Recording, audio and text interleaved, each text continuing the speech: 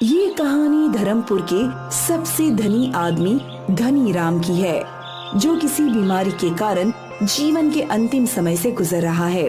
धनी राम अपने परिवार का अकेला सदस्य है। उसके घर में 2 नौकर हैं, सावित्री और बलदेव। धनी राम को अब इस बात का एहसास हो गया है कि उसने लोगों से बेईमानी करके जो पैसा कमाया है वो उसके काम नहीं आया। मरने के बाद उसकी सारी संपत्ति रिश्तेदारों के हाथ लग जाएगी।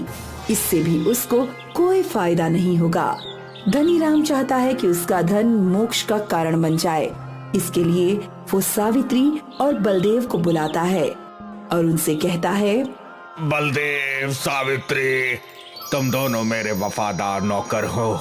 मैंने तुम्हें जीवन भर चंद रुपयों की तनख्वाह के अलावा कुछ नहीं दिया।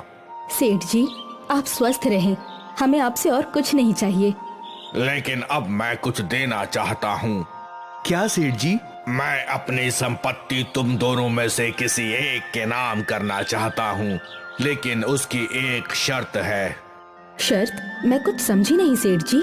आज दिन भर तुम दोनों अपनी अपनी समझ के हिसाब से भलाई और नेकी का काम करो और शाम को आकर बताओ। मुझे जिसकी नेकी अच्छी लगेगी मैं अपनी दौलत उसके नाम करूंगा।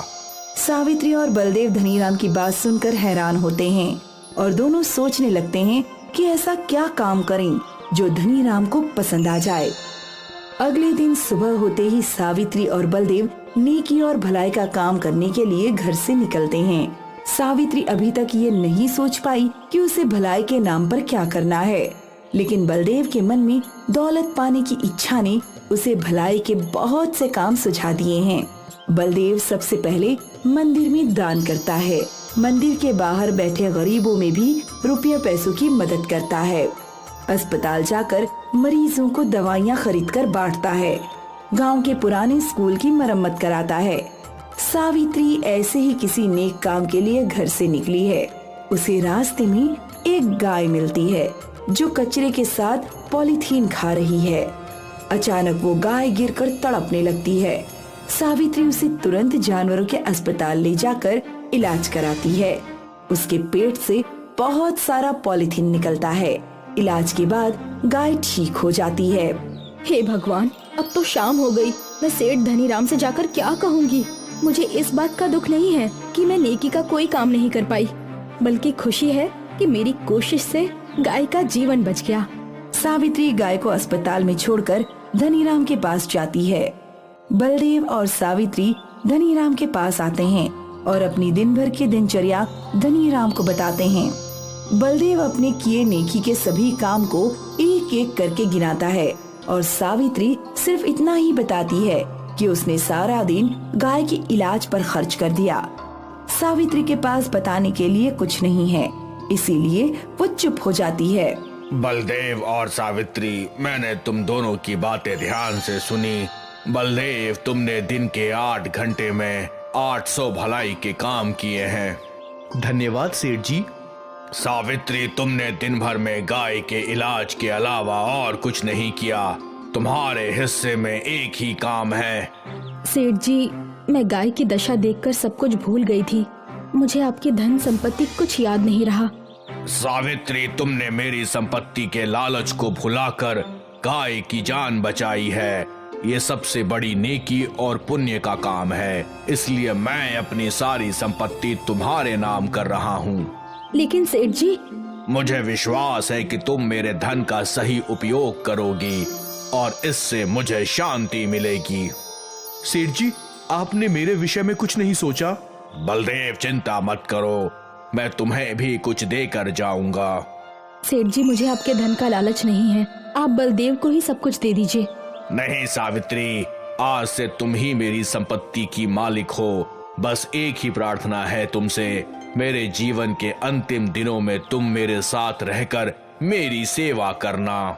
सावित्री धनीराम को धन्यवाद कहकर उस गाय के पास जाती है जिसका उसने इलाज कराया है। सावित्री गाय के पास आकर उसे चारा खिलाती है। गाय अब पूरी तरह स्वस्थ है। ये सड़कों पर फिरने वाली आवारा गाय है, इसलिए वो उस गाय को धनीराम के घर लेकर आती है और गाय के साथ खुद भी वहाँ रहने लगती है। सावित्री अब एक बेटी की तरह धनीराम की सेवा करने लगती है। समय पर दवा और खाना पीना देती है, गाय का ताज़ा दूध पिलाती है। सावित्री बेटी, तुम मेरी कितनी सेवा करती हो, कभी आराम भी कर लिया करो। सेठ जी। सेठ जी नहीं सावित्री, आज से तुम मुझे बाबूजी कहोगी। बाबूजी, जब तक आप पूरी तरह ठीक नहीं हो जाते मैं आराम नहीं करूंगी। सावित्री के संकल्प के सामने यमराज को भी झुकना पड़ता है और कुछ ही दिनों में धनीराम बीमारी को हराकर स्वस्थ हो जाते हैं।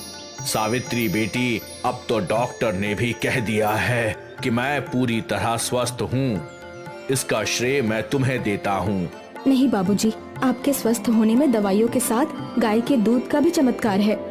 हाँ बेटी, गाय के दूध ने मेरे जैसे बीमार के लिए संजीवनी का काम किया है, मृत शरीर में जान डाल दी है।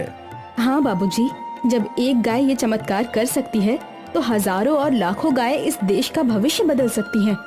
सावित्री, गाय हमारे लिए वरदान है। आज से हम अपना जीवन और संपत्ति गाय की सेवा में समर्पित करते हैं। धनीराम और सावित्री मिलकर गाय की सेवा को ही अपना जीवन बना लेते हैं।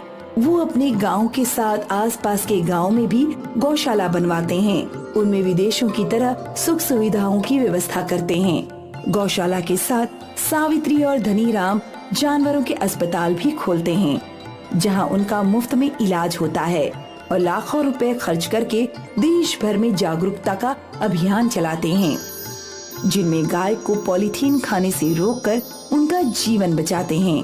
धनीराम और सावित्री की इस सेवा को देश भर में खूब सराहना और सम्मान मिलता है।